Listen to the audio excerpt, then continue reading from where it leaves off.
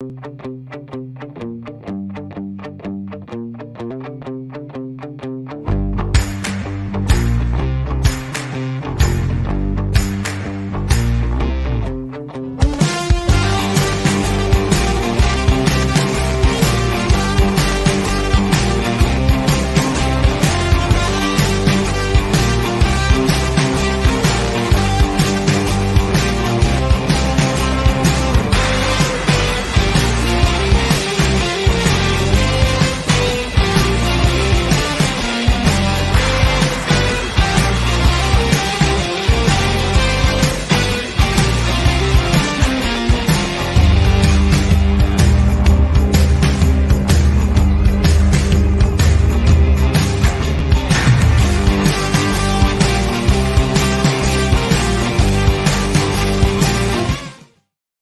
on now, fellas!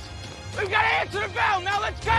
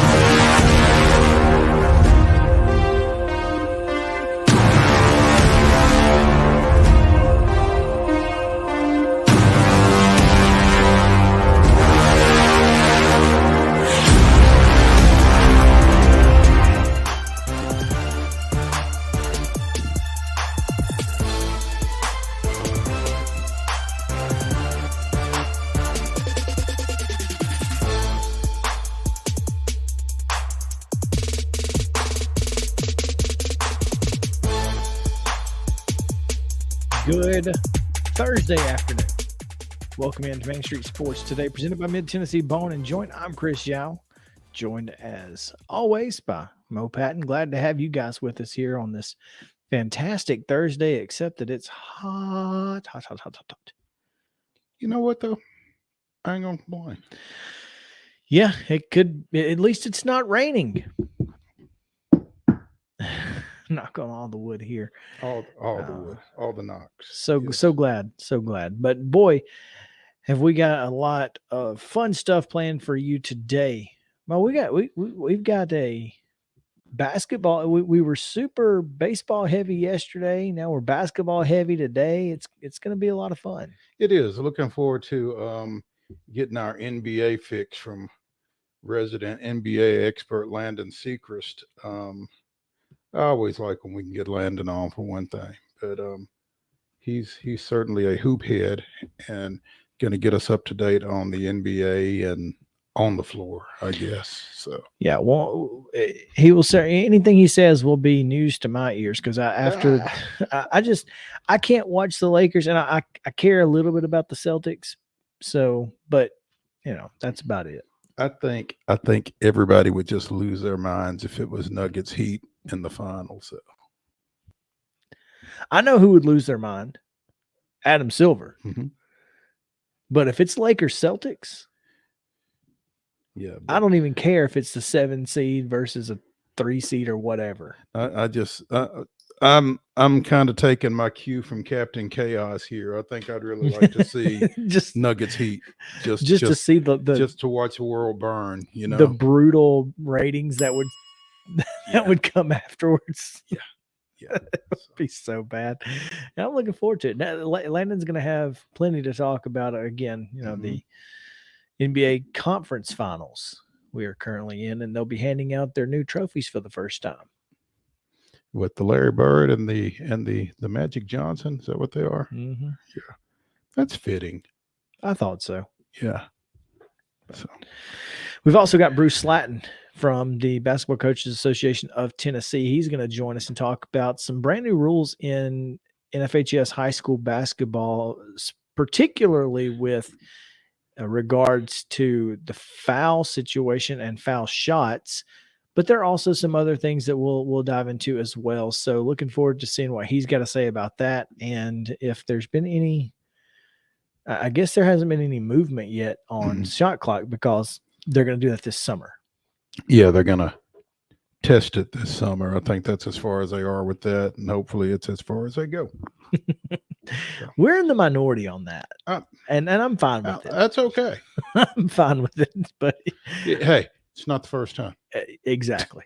We've and how many times have we said it? Who are we and what do we know?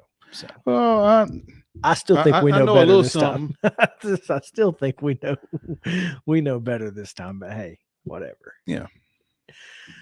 Plenty of other stuff as well. We've got some. We're gonna get into some weird stuff in the final segment. It's gonna be fun. Trust me. We've got one big story and one ridiculous topic that we want to broach. Also Braves and much more. So stick around with us throughout the rest of the show. We'll be here till 3:30, and we'll be bringing you all the sports news that is news from across Middle Tennessee and beyond.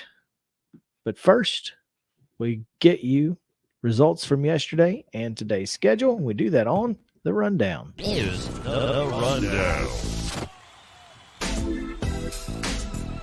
High school baseball scores from Wednesday. Clarksville defeated Arlington 2-0. University School of Nashville with a 1-0 win over Christian Academy of Knoxville. Briarcrest Christian 4, Christ Presbyterian 2. Good Pasture swept Tipton Rosemark 12-1 and 21-0. Joe Burns swept Lookout Valley 5-2 and 10-0. McCallie with a 6-4 win over Father Ryan. Collierville defeated Rossview 4-2. East Robertson with a pair of wins over South Pittsburgh 1-0 and 9-8. And Stewart's Creek defeated Shelbyville 4-0. Softball action was Green Hill 7 Beach 2. Columbia Academy with a pair of wins 16-2 and 9-6 over Boyd Buchanan. Montgomery Central with a 3-1 win against Greenbrier. It was Henry County downing Rossview 5-3, and Gordonsville 5-0 over Joe Burns. Nolensville with a 12-0 win over Centennial, and Macon County with a 7-6 win against Page. Riverdale edged Smyrna 2-1. It was Summertown with a massive win over Loretto in Game 6 of that series, 11-1. Eagleville 13-2 winners over Wayne County, and Bledsoe County 6-4 against Westmoreland. It was Zion Christian in the TSIAA state championship game with a 3-inning 15-0 win over Christian Community. 12-run first. Oof. Yeah. Boys soccer action yesterday. Madison Academic with an 8-1 win over Loretto. Major League Baseball, it was the Cardinals continuing to surge with a 3-0 win over Milwaukee. That loser organization wasn't yesterday. It's Colorado Rockies 11, Cincinnati 6. And the Braves with 3 home runs, including the game winner, a solo shot, Apotaco by Orlando Arcia, in a 6-5 win at Texas to win that series. Minor League Baseball, Durham down the Sounds again. It was 4-0 yesterday. And on the pitch, the Nashville Soccer Club continues its U.S. Open success with a 3-0 win over Inter Miami Club de Football. You know, I the way that I saw the bracket, I thought Nashville and Birmingham were going to play next week, but no, it's Charlotte at Birmingham. So I was hoping for that Nashville at Birmingham. Thought it'd be cool, but yeah, instead it is not. Battle of the barbecue, huh? Right, exactly. Baseball action today. Loretto was at Milan at noon, as well as Murfreesboro Central at South Gibson. That game, that is a double header. Second game scheduled for 3 p.m. Westview is at White House Heritage. That's a doubleheader starting at 4. Briarcrest Christian is at Christ Presbyterian. That's also a 4 o'clock start, 4:30. It's University School of Nashville at CAK. And a doubleheader for Hollow Rock Brewston at Eagleville starting at 4:30. Also at 4:30, Shelbyville's at Stewart's Creek. And Richland will be at McKenzie for a 5 o'clock twin bill. You can hear that on Pulaski Citizen Live with the golden tones of Wade Neely. Smyrna's at Walker Valley for a 6:30 start. Hollow Rock Brewston's at Eagleville at 7, and Green Hill is at Centennial at 7. Also, Independence should be playing at Mount Juliet, I think, today. Yes, they should be. I don't know what time that game is set to play, but we can certainly check it out. We've got... today, 7 o'clock tonight. Yeah, at Mount Juliet. At Mount Juliet. Independence at Mount Juliet, 7 o'clock. Yeah, okay. For a trip to the state tournament? Yes. These are all sectionals and now, these are Best of 3. Best of 3. Okay. Best of 3. Boys soccer, 7 o'clock tonight. Sycamore is at Murfreesboro Central. Also at 7 o'clock tonight, Hendersonville is at Station Camp, and Brentwood and some combination of Franklin and Nolansville should be playing as well. Trust but verify on a lot of these schedules because they seem to be incomplete. Our source is not great. College baseball action. Middle Tennessee State opens a 3-game series at Charlotte at 5 o'clock tonight. Or 5 o'clock this evening. Go ahead. 6 o'clock, weather permitting, Arkansas and Vanderbilt will open their series at the Hawk. That game can be seen on the SEC network. Also on the SEC network, Tennessee goes to USCE over in Columbia. Austin P is at North Alabama at 6. Jacksonville State is at Lipscomb at 6. Belmont is at Bradley out in Peoria, Illinois at 6. Major League Baseball, Dodgers go to Busch Stadium taking on the Cardinals at 6:45. I'm sure they'll be celebrating the return of Jason Hayward there at Busch. And in the minors, the Sounds continue their series at Durham. It's a 5:35 first pitch, and that is... Oh, well, let me give you that Brentwood Franklin, 7 o'clock tonight. Brentwood and Franklin. I don't know where it is. Okay. But it's at 7. I don't know where it is. I would say it's at Brentwood. Because the H is right there by the name. That's a great indicator, Mo. The H right there. That indicates home team. That's typically a tell right there. It blended in, I guess, with what I was looking at. That's typically an Aaron Judge, Jay Jackson type tip. They're tipping right it. There. Yeah. It is Franklin at Brentwood tonight in boys soccer at 7 p.m. And that's your rundown. There we go. Oh man, what a day! What a day! I'm a little out of it, so I feel you. Crazy from the heat, huh? Well, that, and I've been rushing since about 10 o'clock when Sarah got home from the doctor this morning. So I've had the kids early this morning. Then I had to deal with working on, the other part of our job, and then had to get some FaceTime in with the communications director up in Spring Hill, and that took forever. So I'm just rushing. I'm not from Russia, but I've been rushing. When? I know, right? Come on. Seriously, though, that's why you make the big bucks. I guess so. But that being said, we are headed to our top story, which yesterday an announcement came out that EA Sports college football game will allow college football players to opt in to having their name, image, and likeness in the game. Because in EA Sports, it's in the game. and so I think that this is really interesting to me because, one, Robert Griffin III actually posted something yesterday about how, he wishes that he could have, would have been in the game. The first year he was in it, he was a white dude with dreads from Montana. The second year he was Hawaiian. So a white dude with dreads from Montana. Yeah. That definitely challenges the imagination right there. So I don't know, but the cool thing about this is that you'll actually see, it'll be just like Madden, where you'll see their faces in CGI, and I'm looking forward to that because I think that it's a little more accurate. Now, I don't know how they're going to do this, though. I don't know if they have a partnership with some company, but I don't know if they've got a tier system. According to the Athletics, Chris Vanini's article from yesterday, EA Sports has contracted with one team for group licensing. One team is the entity. That's not one college football team. The organization is one team, and that's one word, by the way. Yeah, I'm assuming that it's, all these players are under the one team, no matter what team you play for. Yeah. The partnership allows players to opt into the game using their name, image, and likeness. Revenue distribution for players has not been determined. The college football video game was discontinued after NFL Football 14 because of lawsuits. The new game is set to come out next summer. So we've wanted to feature collegiate athletes in a meaningful way from the start of our journey to bring an EA Sports college football experience back to our fans, the company said in a statement. We're excited to have an agreement in place with one team partners that will enable us to include the names and likenesses of eligible collegiate football athletes at NCAA Division I football subdivision schools who opt in to being featured in EA Sports college football.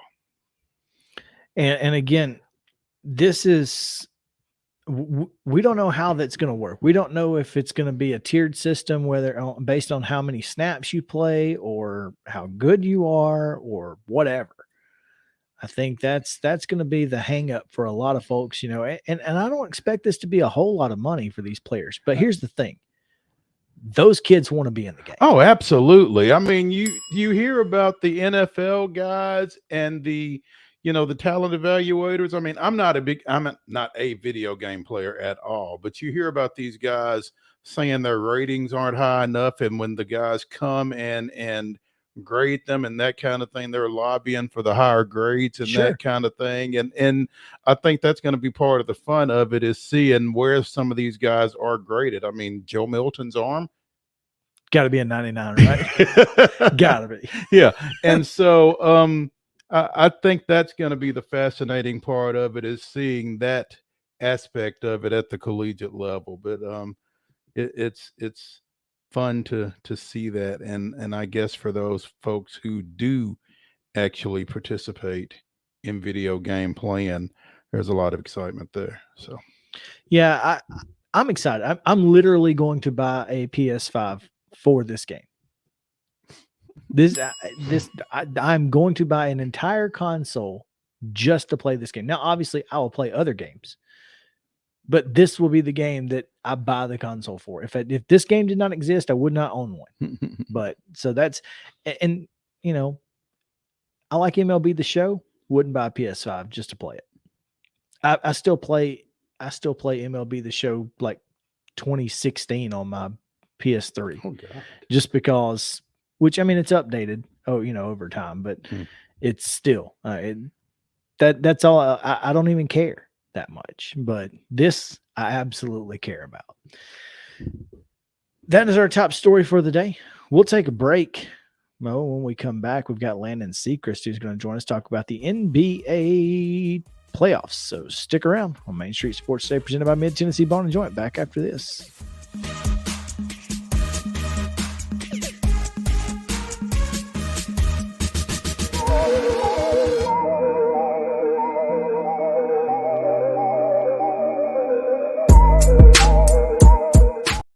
Mid-Tennessee Bone and Joint treats your orthopedic injuries and existing conditions. Our trained physicians will get you back in the game faster.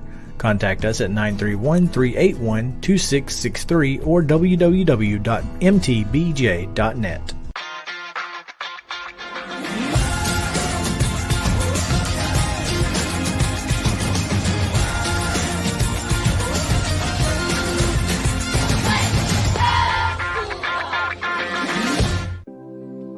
Custom Stone Handler supplies over 600 distributors and suppliers with quality stone products. Along with River Stone, we produce and distribute over 100 building, landscape, and other bulk products.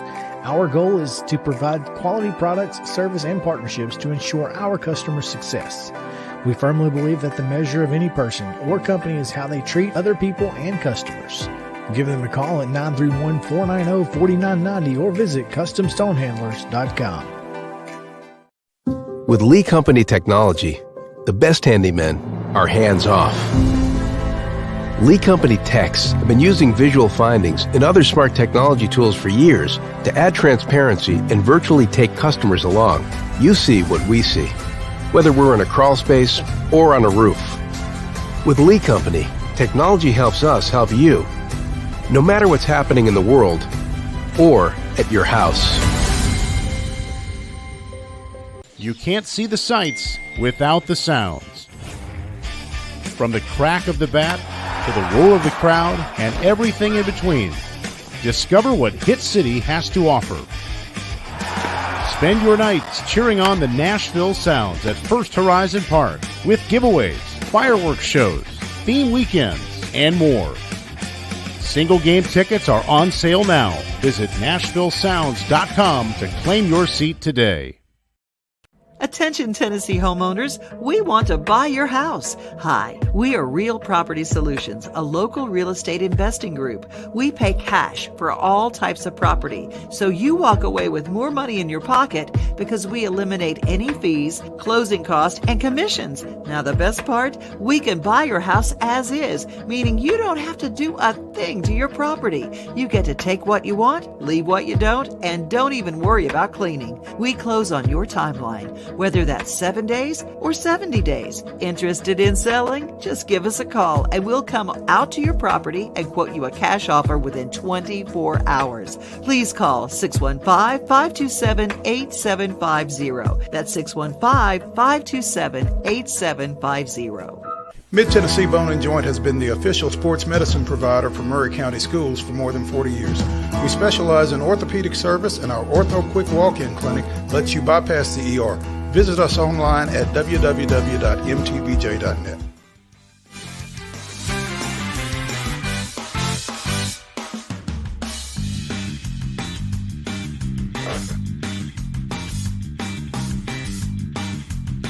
Welcome back in Main Street Sports Day, presented by Mid-Tennessee Bone and Joint. Chris Yow and Maurice Patton here with you on this Thursday, and we've got NBA hoops tonight and tomorrow. Should be a lot of fun to get into, and we're going to do just that here as we go to the Real Property Solutions Hotline and welcome in from SECO Sports, Landon SECREST. Landon, what is up, my friend? Nothing much. Great to be on the show again with you two. Hey, thanks. We appreciate you taking some time with us. Where are your academic pursuits right now? Are you between semesters? I know you told me that you were going out of the country for a few weeks to take some classes here soon, but what's up with you right now? Yes, I just finished my sophomore year of college, Dean's List qualifier once again, and I'm actually going to study abroad with the Belmont Sport Administration program in about a week or so. So I'm very excited for that. Where is abroad? Greece. Okay. This dude. Yep. This dude. Killing it. How about that? So I never got to go to Greece. You're gonna go over there and see if there's any more Antetokounmpos running around then? I'll try and find some. There you go. See if they got a point guard over there. We might need one in Memphis. Well, I'm sure Casey would appreciate any intel you could bring back as far as that goes as well. Right. Yeah. Landon, we bring you in as our resident hoop head. What's your read on the conference finals at this point and how we've gotten here? It's really been interesting to watch in the first two games of each series. I mean, the Nuggets-Lakers game was extremely great. I mean, high-level basketball. And then last night was a great game as well. But, I mean, just getting to this point, I think the playoffs have just been great all the way around so far on both sides. I mean, it's been entertaining, if nothing else. I think that's kind of my take on it. I didn't necessarily know what to expect, and we talked about this before the playoffs, Mo, from the Western Conference or the Eastern Conference, because we thought the Eastern Conference had favorites and they were just going to play their way through, but apparently that wasn't the case. And so that's what's made this entertaining, is you just don't know what's going to happen, not in and not out. Right. Yeah. I mean, the Bucks going down to possibly, people are saying now, the greatest 8 seed of all time. I mean, the 76ers with the MVP on their team, they're out. I mean, in the West, you got KD and Booker. They're gone. Steph is gone. I mean, it's really just high-level basketball in the East and West right now, and I'm all here for it, to be honest.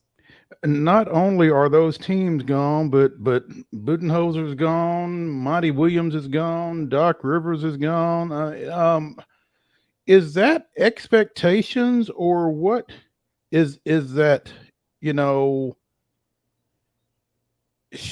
short memories. What do you attribute the coaching changes to? It's really interesting because obviously if you're in the coaching pursuit, you want to get that high level job of the best team, but also that's maybe the worst job to have because you have such a short leash, such high expectations, and if you don't achieve those expectations, you're going to be out, as we've seen with those 3 or 4 examples that you just said. So it's almost like, which job do you want? Do you want a bottom tier job of a developing team, or do you want to coach that championship contending team? And I would choose a championship contending team, but how many years are you going to have to kind of reach that goal of getting the championship? And it's not that many. And even if you win one, apparently. Right. Yeah, one isn't enough. I guess. It's not. It's kind of crazy. I wish there were a certain organization who would take that into consideration, Mo. Yeah. One named Atlanta. Not basketball though. Right. I got you. Yeah. So Landon, who comes out of these conference finals? Because we were talking in the first segment just now, and I just think it would be hilarious if you get a Denver-Miami NBA final. Yeah, I think honestly, I wouldn't be disappointed with any matchup, but I'm really, really expecting the Lakers Celtics. I think it's battling out for banner number 18 or whoever takes the lead in titles. I think they're going to be the 2 best teams in the end. Obviously, LeBron and Tatum, Jaylen Brown leading the way. But, I mean, I wouldn't be disappointed with a Denver-Miami. I mean, Jokic versus Jimmy Butler would be a good consolation prize. But I'm not going to be disappointed with either team that comes out and makes it to the championship. That's Jimmy Buckets. Thank you. I heard an absolutely crazy story about him over the weekend on a podcast. Have you heard this story about him going to practice while he's with the Timberwolves and taking the G League team and beating the first team? Yes. That's insane. Completely true, yes. Took the G League team and beat the first team and didn't even score. All he was doing was dishing. Yeah. It was insane. That is insane when you consider that. I think I saw a graphic yesterday while I was at lunch. He's averaging 31.3 points through the playoffs, which is playoff Jimmy, baby. It might be I think it was the highest average left in the postseason right now. I don't know where that ranks all time in postseason, but 31.3. I mean, right. Like you said, playoff Jimmy. Yeah. You look at that Heat team. I mean, they have 9 undrafted players on that team besides, the Kevin Love and Kyle Lowry and Bam Adebayo. I mean, they're really just grinding it out there with Jimmy Butler taking the lead on both ends of the court. That's what I really admire. He's out there. I think he had 6 steals last night along with all those points. So it's a complete team effort, and he's doing it on both ends, guarding the best player and scoring the most points. And Joker for Denver. And you just keep seeing that 30-footer that he knocked down over AD the other night. I mean, that's on top of everything else he does. It's got to be tough to defend him way out there, but you'd better. It's so pleasing to watch Joker. I mean, getting everybody involved on offense. And Murray's no slouch. I mean, he had a great game when they played the Lakers, but Jokic impacting the game from a shooting perspective. I mean, it seems like every one of his shots just goes straight through the net. And I mean, the passes are just on point, and it leaves me mind blown almost watching the games because it's like, how is he getting these passes off? How is he getting all these rebounds? And he's not even jumping off the ground. Like, he's just such an intelligent player. It's really amazing to see. What is it that you see that makes you think Lakers Celtics? I really think that when you look at LeBron and AD, obviously everybody knows how great LeBron is, and he can turn it on, although he's been deferring to the likes of an Austin Reeves or Anthony Davis. But, I mean, he can turn it on, and then AD, we saw the switch in the down stretch of the game with him being on defense. We obviously know what type of defensive player he is, and if he can put up a 30-23 game like he did against the Warriors again, I mean, that would be great for them. But I think those 2 players will lead the Lakers in making those adjustments. Who's going to be the third guy scoring for them? And then Jason Tatum, if he can go out there and score 51 and be humbly one of the best players in the world consistently, I think the Celtics are going to be a force to be reckoned with. Even after last night's second half debacle almost. Yeah, that was fourth quarter. I mean, the third quarter, giving up 46 points to the Heat. I mean, that was just crazy. I saw two boneheaded travels by Tatum down the stretch and just some turnovers. The lack of making adjustments by Missoula has always been a talking point. But I mean, I think the Celtics switching it with the lineup of going small and having Brogdon on the court and then having a Robert Williams on the court, I think they can find the right combination to kind of get those games back versus Miami. I think they let this game slip in Boston, and rightfully so, because the Heat performed great. But I think the Celtics will get back on track. Now, here's a question, and I don't know how much you pay attention to it, but this is the only reason I care is because he's a former Tennessee player. But Grant Williams has kind of disappeared this year, and in favor of Peyton Pritchard. And I mean, I feel like Grant could give this team a little bit of an edge, and they're going to need it over the next 6 games. Any chance he sees the court more, or is he just kind of out of favor? That's something I've been kind of keeping an eye on too. Like, where is Grant Williams? We've obviously seen the integration of 6 Man of the Year, Brogdon, as I said earlier, but Derek White's getting more playing time as well as Peyton Pritchard. Kind of, they're going smaller almost when Robert Williams isn't on the court and they're running 2 bigs. But Grant Williams from the past playoff runs has been a great 3-point shooter, and that's what the Celtics like to do, is shoot threes and take layups and play defense. So I think that Grant Williams can kind of do all of those things. I don't really know why he isn't getting the playing time, but maybe Missoula will spice him in sometimes in the down stretch of this series to kind of get a spark off the bench, along with, a Pritchard here and there. He got some minutes in the game last night as well.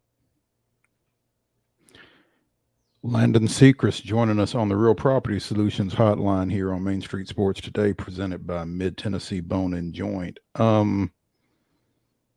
Landon, I guess if we're talking NBA, we would be remiss to not get your thoughts regarding a certain point guard who plays for a certain team over in West Tennessee.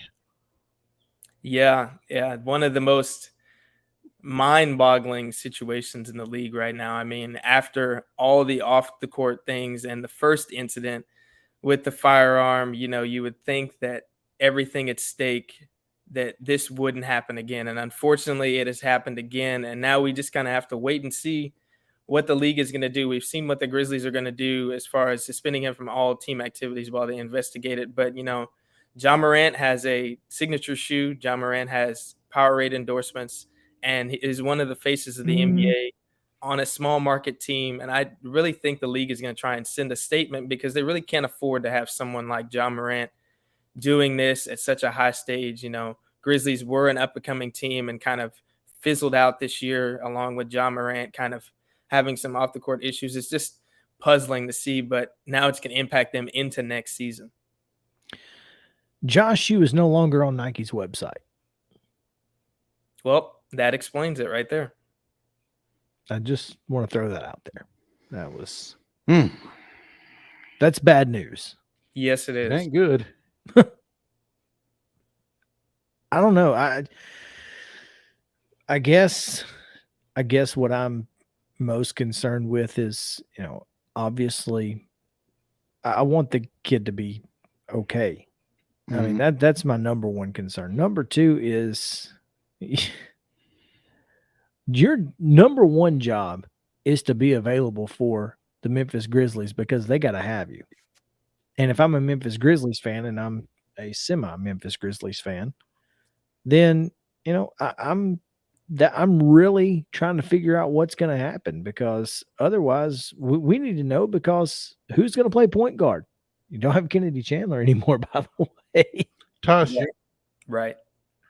Tyus Jones is probably the most untouchable person on that roster at this moment. He's feeling real comfortable. Yeah, that's very true. And I mean, the long-term effects of this, we don't know how long. There's no telling. I feel like it's going to be a decently long suspension for Ja. But I mean, in the future, how is Jaren Jackson going to be impacted by this? How is Desmond Bane going to be impacted by this? If Ja's gone for 50 games of the season, where are the Grizzlies going to make the playoffs? Do they play better without Ja? I mean, who knows? We've seen they played decently well in the past years, but now they're going to have to game plan for a long time without Ja, probably. So it's an interesting situation to monitor in the future with Ja and see if he actually changes and see if he handles what's going on with him, behind the scenes. That's what I hope the best for him is, that he can handle what's going on off the court so that he can perform on the court. Landon, what do you think about the draft with San Antonio getting the number 1 pick? Detroit at 5, despite having the best odds of the lottery. And the worst record, right? Yeah, they had the best odds in the lottery. So It was very crazy. You can't have one without the other. Very crazy to see Detroit have the 5th pick. I mean, in this draft, obviously you want to get 1 or 2, but it had to just be demoralizing for the Pistons to get number 5 in this draft. I mean, there's usually a few players that you can hit on inside the top 10, but everybody wants Wembanyama. And then if you don't get Wembanyama, everybody wants Scoot Henderson or Brandon Miller. And I mean, they're probably not going to get any one of them. But as far as San Antonio getting number 1, probably getting Victor Wembanyama, I mean, no better situation could he have gone to. I mean, Charlotte would have been great with LaMelo. That would have been nice to see, exciting. I don't know how Houston would have worked out, but, Spurs, player development, I mean, he's not going to have any distractions. They're a winning franchise. And I think, it's the best situation. And, their coach is Greg Popovich.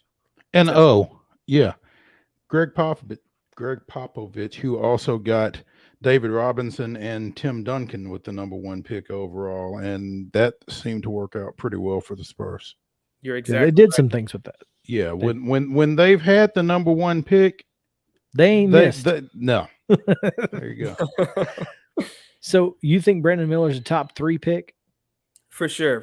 I really don't know what direction Charlotte is going to go in, but I think, he'd fit in Charlotte or alongside Damian Lillard in Portland. I think he's going to go top 3 for sure.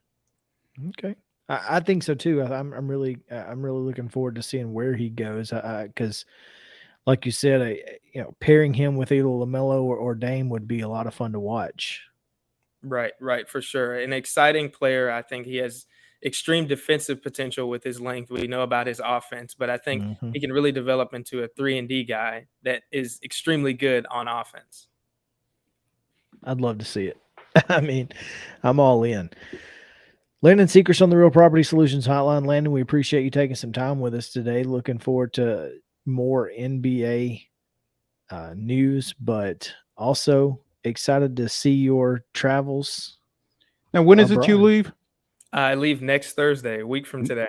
A week from today. Ooh. Wow. Yes, sir. And you're over there for how long? 2 weeks. God, gets 2 weeks of. You'll have some stories to tell. Yes, I will. So how what's the time difference? I mean, are you going to be watching the NBA finals at like 3 a.m. or something, or what? Yes, that will likely be what I'm doing. I've already looked at the timestamp of when the finals would start, and I would still be over there in Greece. So I'm going to have to sneak in, maybe stay up a little bit later to catch those finals games, but I'm going to do it. It's a yearly tradition. I'm always going to be tuned in. So you've socked away some extra bucks for the internet then, huh? Yes, 100%. Have to invest in that. There you go. Well, man, have fun and holler at us when you get back. We'd love to see what the Leaning Tower looks like and all that good stuff. Yes, sir. Thank you so much. All right. Landon SECREST again on the Real Property Solutions Hotline. 615-527-8750 is the number to call. Give them a call, and they will buy your house as is. No need to clean it. You can take what you want out of it, leave what you don't want. They'll take care of the rest, and they'll close on your timeline, whether it's 7 days or 70. Again, Real Property Solutions, your solution for your house. If you want to sell, that's up to you. So, oh, by the way, the Leaning Tower that's in Pisa, Italy, not in Greece. I know that. I don't know what I thought you were being funny. I don't know what the Parthenon. There we go. Athenium. There we go. He's going to the land of the Titans, from the land of the Titans. I mean, that's pretty cool. That is pretty cool. So, yeah. We'll take a break. When we come back, baseball, and Braves get a win last night. Just a moment. So stick around, man.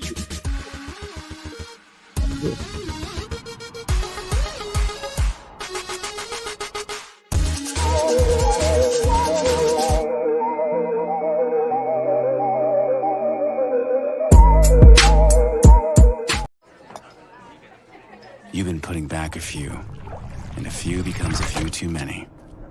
For a moment, you think about calling for a ride. Nah, you live nearby. What's the worst that can happen? You get pulled over, your insurance goes up, you lose your license, you total your car, you kill someone. Tired of hanging lights every year? We get it. That's why Southern Nights is here to help. We install programmable lighting on your home or business so you can enjoy beautiful, customizable lighting all year round. No more ladders, tangled lights, or cold nights outside. We do the work, you do the celebrating. Call Southern Nights today and take the hassle out of holiday lighting forever. For a free quote, give us a call at 931-241-3074 or visit our Facebook page at Southern Nights. There is nothing better than drinking an ice-cold beverage while taking in a Nashville Sounds baseball game. Hi, I'm Stephanie Miller with Mornings on Main Street. The Nashville Sounds and Main Street Media Television have teamed up to promote Sunday Family Fun Day here at First Horizon Park each Sunday home game. Just go to your favorite Main Street Media website and click on Sounds Main Street Media Day banner to register to win free tickets. And then we'll see you here at the ballpark.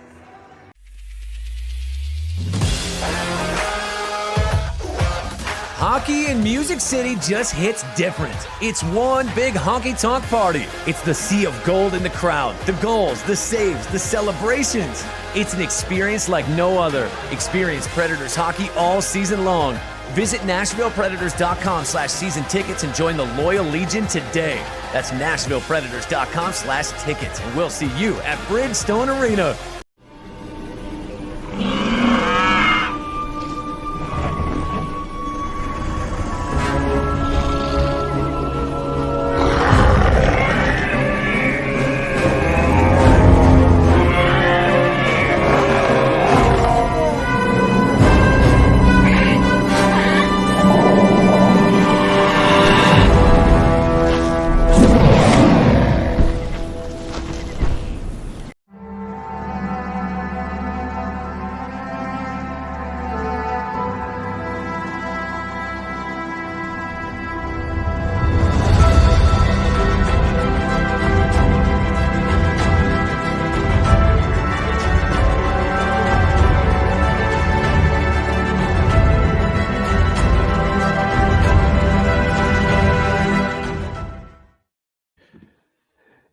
May 18th, 1979, Dale Murphy homered 3 times, drove in 5 runs as the Braves defeated visiting San Francisco 6-4.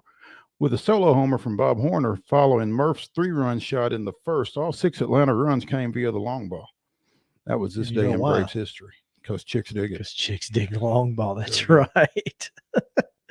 Oh, man. Dale Murphy homered 3 times, and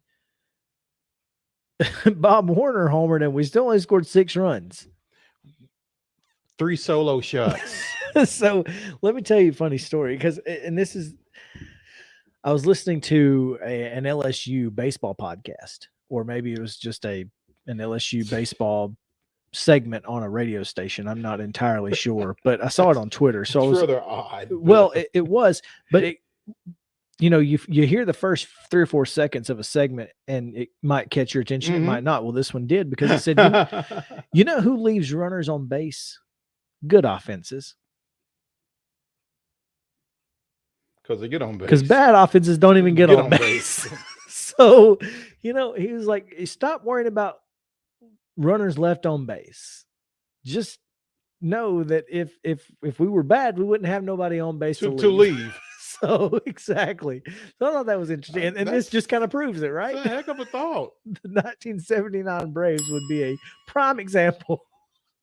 Well, I'm not sure how good that offense was, but that's what I'm saying. Yeah, they weren't very good. Yeah. because Dale was hitting solo homers along with Warner. That's interesting perspective. I thought so too. Yeah. Oh man, you mentioned it earlier. Braves get the 6-5 win over the Rangers, and thanks to a late heroics of Orlando Arcia with a solo shot in the ninth to give the Braves a chance to close it out with Raciel Iglesias, who did just that. Mm-hmm. Nick Martinez with a fantastic outing. Also, AJ Minter. I mean, yeah, gave up the run from third base, but was clean by himself. If Chavez doesn't give up the triple, then nobody would have scored. So, pretty good night from the bullpen, all things considered. Relatively. Yeah. Better than some other outings we've seen recently. I'll take it. Better than what we saw on the brief international vacation. There was no, we didn't even play games. Nothing happened there. If it happened in Canada, it didn't happen. That's what I say. What happens in Canada? It stays there. It stays north of the border. Yeah. I think that's going to be the best way to look at that going forward. Just a lost weekend in Toronto. Well, and I'm, I retweeted at Becca Braves yesterday, who really did have some good perspective on this. If you go back and obviously, splitting a pair with the Red Sox, you don't feel super great about it. You couldn't get the swept. But you won the series against Baltimore. You swept Miami. You split 2 with Boston. You took a vacation, and then you won the series against Texas, all while being down 2 starters. And last night, Spencer Strider did not have a very good game. No. Did not have a very good game. That clearly was not one of his better outings. And you're still up 5. And you're still up 5 games. You win last night because your offense showed up. And that's what has to happen. When you've got to pick up your pitchers when they're not performing. Finally, that's what happened last night, thanks to a heck of a performance from the long ball. I mean, that's just kind of how it's been, though. The Braves score a lot of runs with the home run. And what year was that? Was that the 11 or 13 that they scored like 62% of their runs from the home run? It was one of those early years with Freddie and Jason Hayward, and maybe BJ and Justin were on that team too. And that's the only way they could score is if they hit it out of the park. And you know what? But they could do it. They could do it. And they ended up winning. I think they won the division. And I mean, that's just how it goes sometimes. When you've got a lineup like this, folks are going to hit homers. Eddie Rosario goes deep. Acuna goes deep. Riley doubled, which again, right now we're taking anything we can get out of Riley. Riley had 2 hits. 2 for 4 last night. So, yeah. Of course, the other 2 were strikeouts, but 2 for 4. Matt Olson did not have a great night. A couple strikeouts, 0 for 4. Yeah. Maybe Matt Olson needs a day off. That's our biggest problem with first base is we don't have anyone to give him a day off. You got to throw Riley over there, and you don't have a third baseman. You got to put Shoemake in at third. I think because you don't have Adrianza. I think you put Arcia at third and you put Shoemake in at short. I mean, of course, then you've got 3 infielders. Well, 2 playing out of position because you've got Riley at first and Arcia at third. But I would say Arcia has played. I would bet Arcia has played more third base than Shoemake has. So. There's that. Or you put Darno at first. That's not a terrible idea. I could see that. Yeah. I mean, I would like to disrupt the fewest positions possible, I think. And like you said, you don't have another first baseman on the roster. So I would, of course, that means you're playing both Darno and Murphy. But you can swap them. If something happens to Murphy, you can put him in and you don't lose your DH. Right. Which would be ideal. But yeah, that would, I think that would be the way I would go. But I think Olsen needs a day off. Got to do something. Yeah, I mean, I don't know that you necessarily got to get him out of the number 2 hole, but I think he needs maybe just to sit and clear his head a little bit, because the way this offense is clicking and he's not really a part of it on a consistent basis has got to be weighing on him a little bit, I would think. Well, and he had 3 hits in the series. Of course, I'm not no hits in Toronto, but who did? Let's be honest. I don't think that Toronto series was as bad as it feels. That Sunday game was awful from a defensive standpoint. I mean, we dropped 3 pop-ups, 3 fly balls that led to 2 runs in a game that they had to walk us off to win. Mm-hmm. I just don't think it was as bad as you got swept. Yeah. I think you kind of have to look a little bit more at how it went down each game. And I mean, Mentor was one of the bigger culprits, but well, Olsen had a 7-game hit streak going into that second game with Boston where he went 0-for-4. How many games in that hit streak did he have multiple hits? 0. One for a lot of 1-for-3s and 1-for-4s in there. 1-for-2, 1-for-4, 1-for-3, 1-for-4, 1-for-5, 1-for-5, 1-for-3. Yep. So a lot of ones. Yeah. That local listeners will appreciate or not me throwing this out, but that's a lot like the hitting streak that Dan Ugla had when he was with Atlanta. That 30-something game streak that he had a lot of 1-fers in that. Yeah. I mean, when you go on a streak like that and your average comes down. I remember that. That was tough. Yeah. Yeah. So off today. We are off today, and so the Braves decided today was a good day to make an announcement. And the big announcement was the addition of... Not the hottest prospect.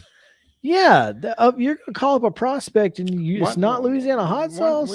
What are we doing here? Why not Texas Pete? Yeah. I mean, my goodness. Yeah. But Quickcrete will be on the right sleeve patch of the Atlanta Braves uniform for the next 5 years. Yeah, 5 years, this deal. A lot of folks with quick reactions on this, but no real concrete evidence as to why it's a bad thing. I mean, is it bad? I don't know. It's gold. Yeah. Ish. I mean, so at least it has that same color from the tomahawk. So there's that. But that's it. Yeah, I just feel like any sponsorship was going to look odd, and we're just not used to seeing that. It could be. Yeah, it's just weird that you have one, but I understand the reasoning. Sure. What I think it could be worse, because I was watching a game. I don't know. Well, I guess while I was in Montgomery. And Dairy Queen had like 7 ads on the screen at one time. And so at least it's not Dairy Queen. Just take that for what you will. Now, anyway, Braves are off today. They open a 3-game series with Seattle tomorrow. They will open a 3-game set with Seattle, and Bryce Elder on the bump, 3-0 with a 1.94, which is one of the top ERAs in the National League. Seattle counters with a right-hander named Miller, whose first name I don't know. Bryce Miller. Not of Richland. No, not that Bryce Miller. Bryce Miller has a ERA of 0.47 over 19 innings. Yeah, I mean, he's only pitched 2 games, but yeah, he's been pretty deadgum dominant. He's walked 1 person and struck out 18. It's from Mount Pleasant, Texas. I was gonna say either Texas or Michigan. Yeah. This is Bryce Miller from Mount Pleasant.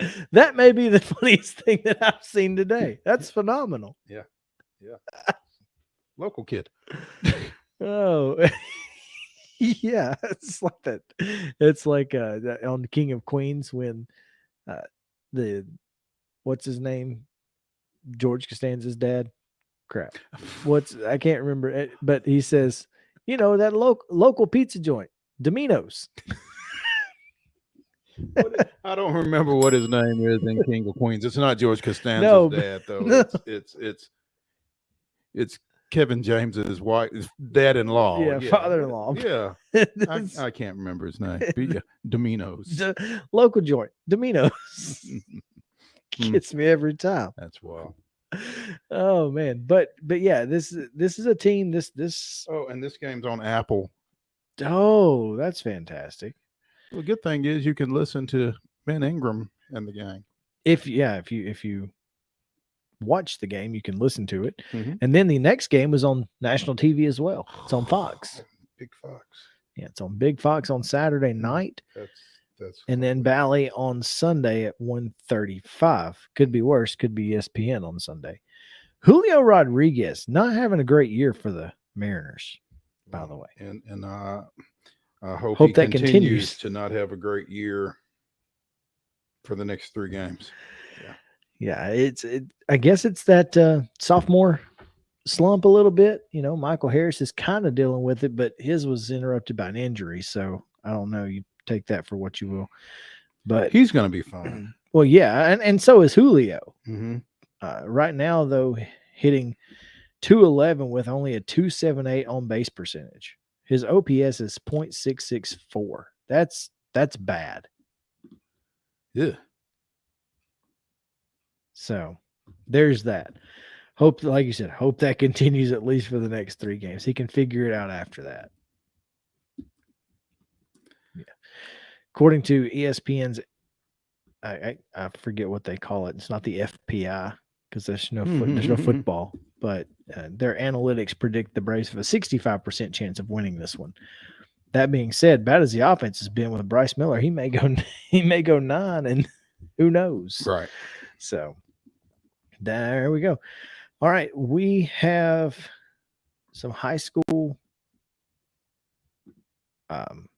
basketball to talk about. But hey, real quick, did you see, and to get off of baseball here for just a second, did you see Charles Barkley go nuts on JJ Redick? No, I didn't. Oh my gosh. But, Charles has no filter. Yep. And everybody loves that about Charles.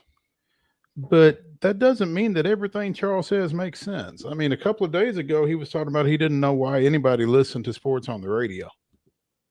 Yeah, that was weird. That was weird. Like, do you? I mean, not all of us can sit at home and watch something on TV for one thing. And yeah, sometimes I don't necessarily. I love listening to particularly the Braves, but I mean, generally speaking, I don't have an issue. I mean, every sport isn't available on TV. Yeah. And I really enjoy listening to baseball on TV, but on the radio. Have you got it pulled up? No, I don't have it pulled up. Justin's got it, I think. Okay. So did you hear what JJ Redick said? That they shouldn't do anything to Ja? Is that what he said? He said that's ridiculous. I think both these guys are coming from a good place. Yeah. I think both of them are wrong. Well, so this is what Charles said. Mm-hmm. Well, first of all, I got to say something, man. We got some idiots, some fools, some jackasses on television that really just piss me off. Talking about Josh should make a stand saying he didn't break any laws. He didn't do anything wrong. We're in a state where you can carry your gun. Those guys are just freaking idiots. And I only say freaking because y'all won't let me say what I want to say. It pisses me off when I hear guys say that, yo, man, when you're making $100 million a year to play sports, your life changes. There are certain rules and regulations you have to live by, plain and simple. You can't do stupid stuff. That's the trade-off. Now, if you want to do all that stuff and give all that money back, more power to you. You can make that stance. Say, you know what? I want to do what I want to do. I want to flash my gun and make videos and do things. Okay, that's fine. But you can't make money on the NBA doing this stuff. I just hope that he grows up and realize, like, yo, man, first of all, you're not a thug. Cut this. Because here's the deal. Jaw's flashing guns on video. Jaw ain't spitting on kids. Jaw ain't throwing nobody through a glass window. Well, and I think that's the thing about Charles that gives him the ability to kind of say that. I don't think so. I think that makes Charles a hypocrite because he doesn't acknowledge any of that. Maybe not in this particular thing, but this is, and we didn't hear the rest of it. We didn't hear the rest of it for that matter. But here's the thing. Ja has been very stupid. Mm-hmm. I don't think there's any getting around that. I don't think J.J. Redick is trying to excuse that, but I don't need Charles Barkley, who, again, spit on a kid on the sideline, who threw somebody through a glass window at a bar, who's been arrested for public drunk. Ja ain't been arrested. I mean, I'm really hesitant to beat up on this kid. He did something stupid. He's messed up his own money, but he's messed up his own money. But Charles, what Charles is saying here is simple. That's the trade-off. That's the trade-off. And maybe he's okay with that trade-off. Again, well, and that's he's what he messed said. up his own money. And that's what he said. He said, look, if you don't want to play by the NBA's rules, that's fine. That's on you. Okay. And I think that's why I think that, Charles, who grew up over time, and that's what he was saying, I hope the kid grows up. I hope he understands that he's in a situation where he's got to be. Charles is 55, 60 years old. You'd like to think that you would grow up. Well, I'm talking about during his career. He obviously did overtime, and that's great. Look, my point is that J.J. Redick, sure, is he coming from a good place? Probably. Is he wrong? Yes. I mean, if J.J. Redick supports that the NBA shouldn't do anything to Ja, yeah, he's wrong. Exactly. So, but I there's somewhere between J.J. Redick and Charles Barkley on this. Yeah, no, I don't think you're wrong, but I certainly do think you have to abide by the rules, and that's really all Charles was saying. I just don't know that Charles Barkley is the person to point that out. Okay, but is he wrong? I mean, hypocrite or not, hypocrites can be right sometimes. You may be a hypocrite, but he's not wrong. And that's all I'm saying is I think JJ was a little out there. I think JJ was a little. Now, I don't think I call him a jackass and an idiot and all that other stuff. Yeah. But I mean, that's Charles. That's Charles. Exactly. There's no filter. So you're going to get what you get. But anyway. But the thing is, and nobody pushes Charles on that stuff. Because there's nobody on that panel, on that studio show that's going to say, wait a minute, Charles. Ja ain't thrown nobody through a glass window. And nobody's going to push him on I wish that. Kenny would have said that.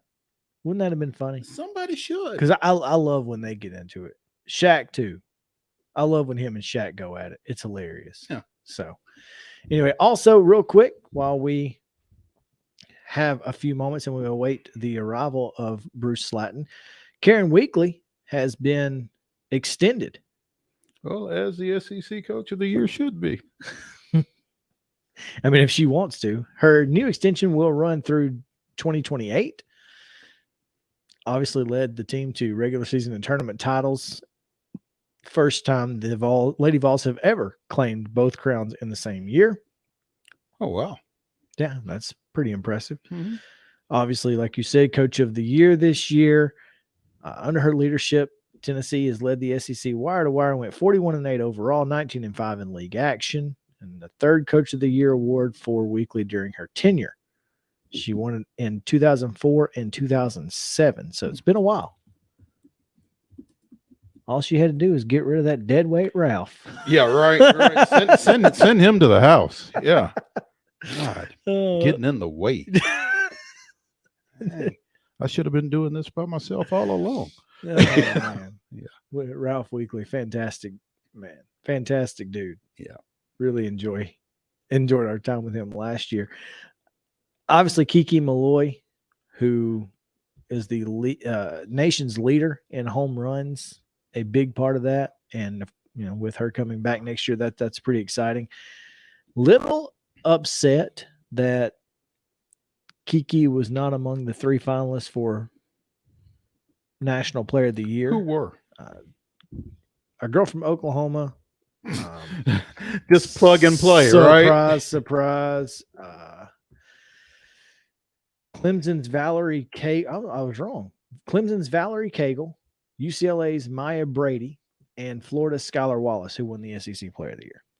It'd be hard for Kiki to win National Player of the Year if she didn't even win her conference's Player of the Year. Although I think she should have won. And I guess maybe that's the question. How was she not the conference Player of the Year? Well, Skylar She's on the best team. Skylar had a great year. I don't want to take anything away from Skylar because she really did have a fantastic year. Had a 1.036 slugging percentage, a slugging, not OPS. She slugged more than one. Okay. That's pretty darn good. That ain't bad.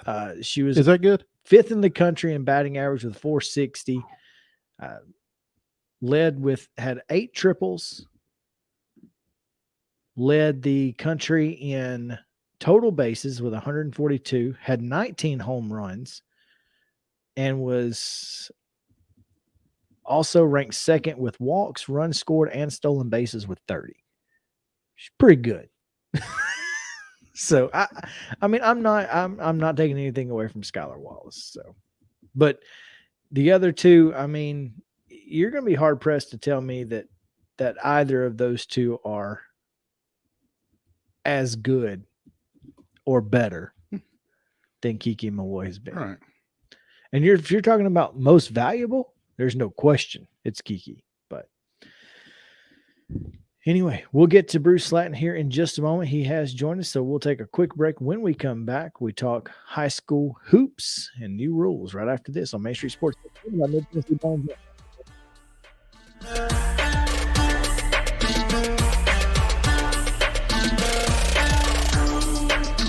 Mid-Tennessee Bone and Joint treats your orthopedic injuries and existing conditions. Our trained physicians will get you back in the game faster. Contact us at 931-381-2663 or www.mtbj.net. With Lee Company technology, the best handymen are hands-off. Lee Company techs have been using visual findings and other smart technology tools for years to add transparency and virtually take customers along. You see what we see, whether we're in a crawl space or on a roof. With Lee Company, technology helps us help you, no matter what's happening in the world or at your house. Jones & Lang Sporting Goods here in Columbia has been outfitting teams, officials, and anybody else from T-ball to college for 50-plus years. Be sure and check them out at 931-388-8060 or online at jonesandlang.com. Jones & Lang Sporting Goods, the look of a winner. Zion Christian Academy, zioneagles.org or 931-388-5731. You can schedule your appointment. Go tour their campus. It is beautiful over there, and you're definitely going to want to see it. Again, it's zioneagles.org. Give them a call, 931-388-5731, and schedule your tour today. A game without a crowd is just a scrimmage. A performance without an audience is just a rehearsal. Without your presence, high school sports and the performing arts aren't possible. Ensure that these essential extracurricular activities continue to enrich the lives of students in Tennessee. Purchase a ticket to your local high school's game or performance. This message presented by the TSSAA. You can't see the sights without the sounds. From the crack of the bat to the roar of the crowd and everything in between, discover what Hit City has to offer. Spend your nights cheering on the Nashville Sounds at First Horizon Park with giveaways, fireworks shows, theme weekends, and more. Single game tickets are on sale now. Visit NashvilleSounds.com to claim your seat today. Attention Tennessee homeowners, we want to buy your house. Hi, we are Real Property Solutions, a local real estate investing group. We pay cash for all types of property, so you walk away with more money in your pocket because we eliminate any fees, closing costs, and commissions. Now the best part, we can buy your house as is, meaning you don't have to do a thing to your property. You get to take what you want, leave what you don't, and don't even worry about cleaning. We close on your timeline, whether that's 7 days or 70 days. Interested in selling? Just give us a call and we'll come out to your property and quote you a cash offer within 24 hours. Please call 615-527-8750. That's 615-527-8750. Mid-Tennessee Bone and Joint has been the official sports medicine provider for Murray County Schools for more than 40 years. We specialize in orthopedic service, and our Ortho Quick Walk-In Clinic lets you bypass the ER. Visit us online at www.mtbj.net.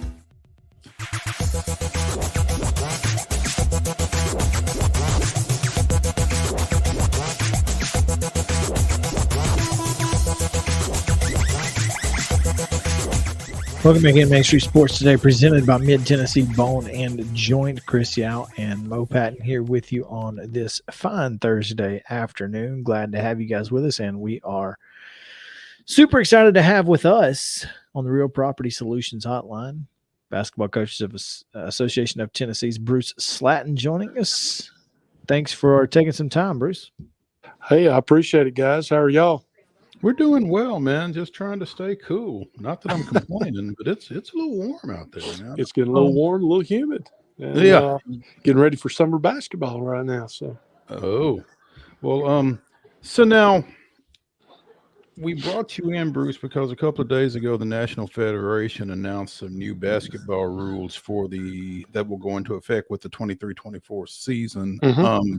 Now, will y'all be playing under those rules this summer in addition to playing under the shot clock? That is the plan. Now, we were not expecting the rule changes, but we're going to try to go ahead and do those this summer with our camps in Memphis and Franklin and Nashville, or Lebanon, excuse me. And so we're going to try to do those just to get everybody used to it more than anything.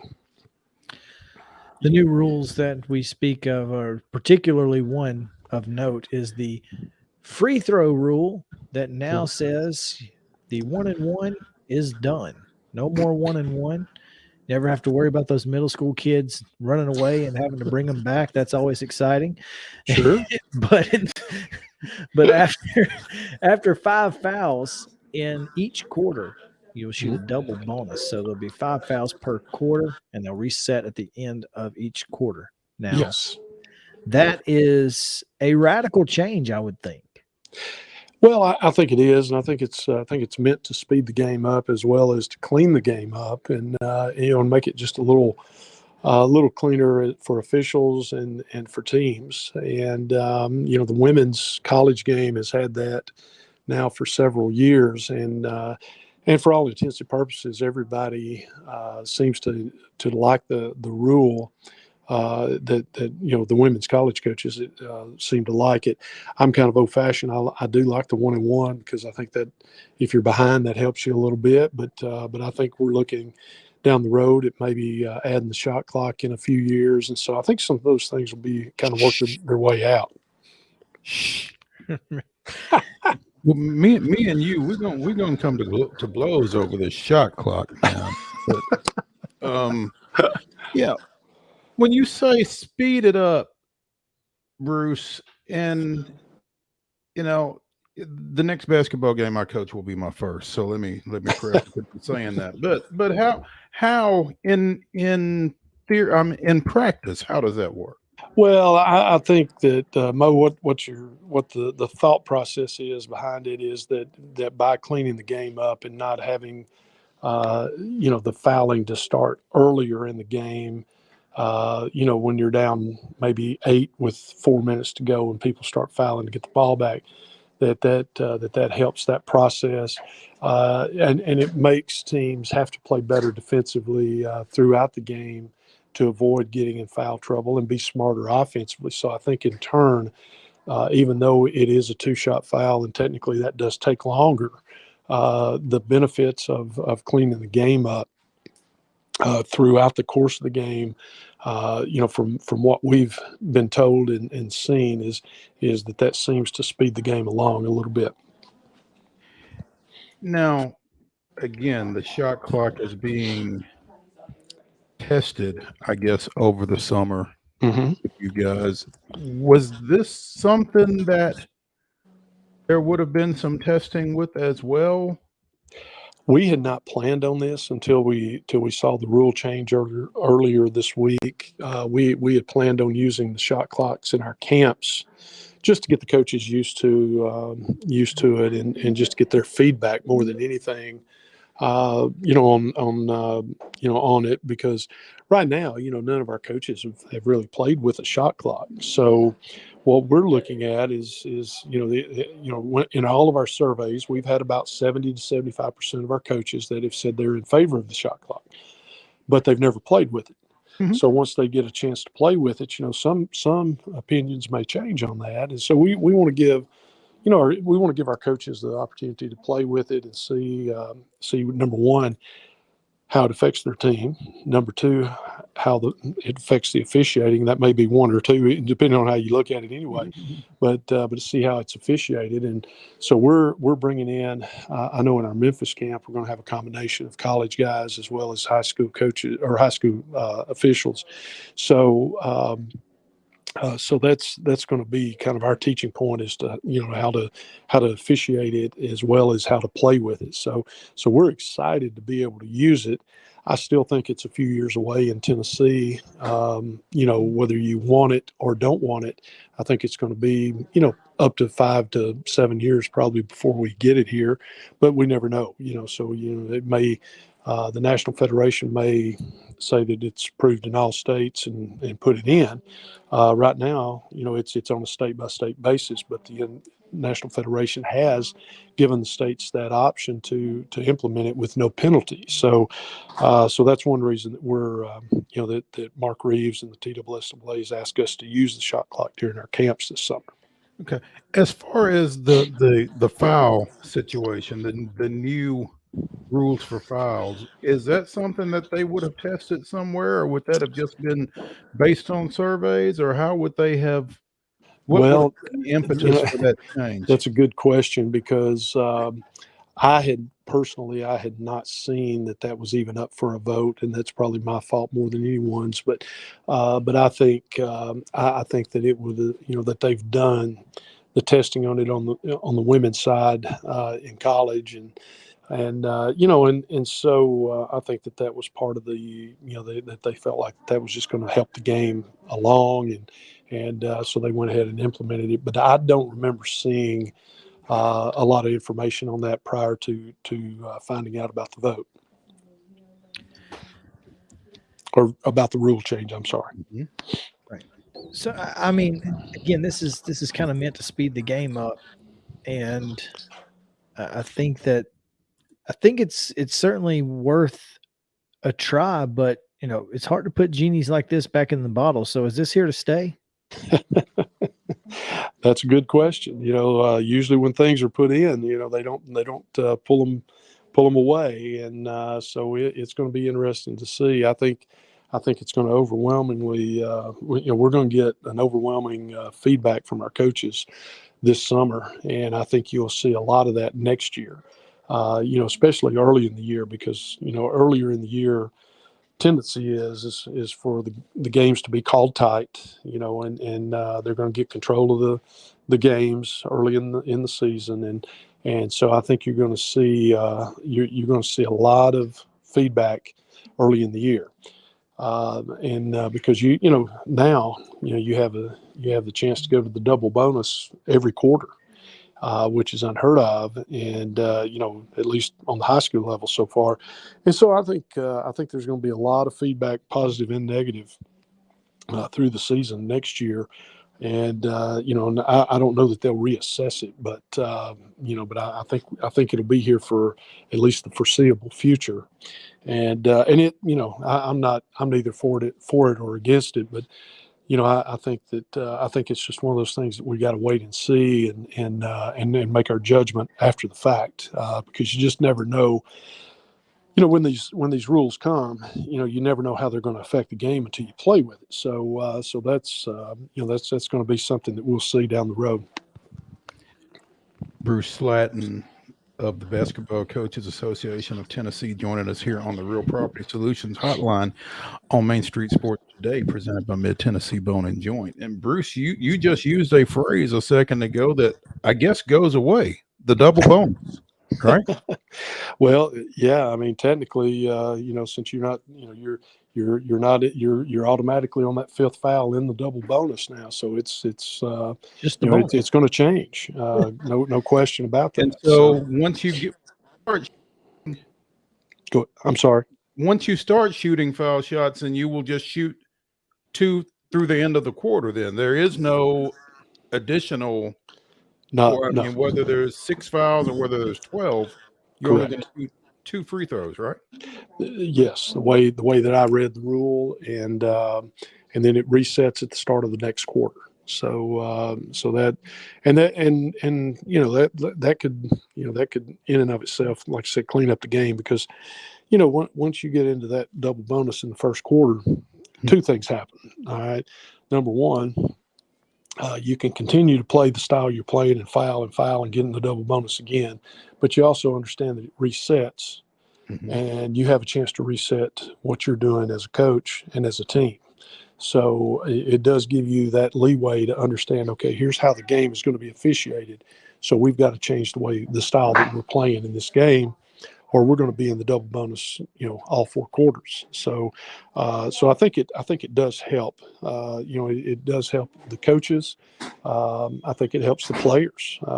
Because you've got to, as a coach, you have to be able to teach your players, and what better way to stay on the floor than to not foul. So I think it'll help the game eventually. May be rough, this year, but I think it's going to help the game. Now, Bruce, let me ask you this. It's going to reset at the start of each quarter, so there is no carryover. No carryover as far as team fouls. Mm-hmm. Now, is the way I understand it. Overtime. What happens? That's a good question. Oh, that is a good question. I wonder if you just keep going. Yeah, I would. I'm.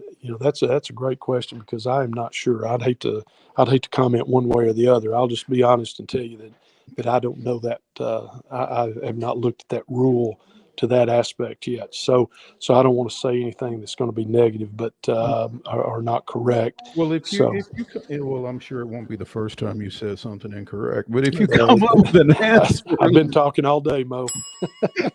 If you come up with an answer, shoot me a text or something, because I'm interested if it resets again, or if it continues from the end of regulation. Yes, and I'll be the first to admit when I'm wrong. I did not. I don't know that off the top of my head, so I need to look at that myself. And as soon as I do, I'll shoot you a text here in a little while. Do because we need a little clarity on that. All right, so the rule reads: eliminates the 1-and-1 for common fouls beginning with this is what the NFHS has put out. It says at the end of each quarter.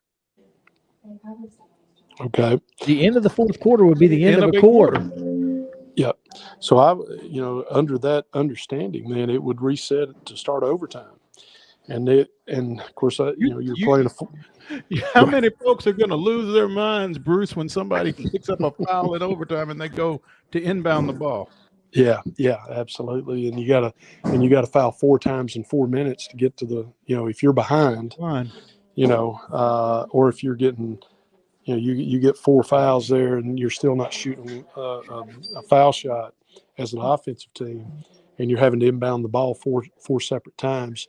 So in a way that, to me, in a way that helps the defense. So, so that'll be interesting. That's for sure.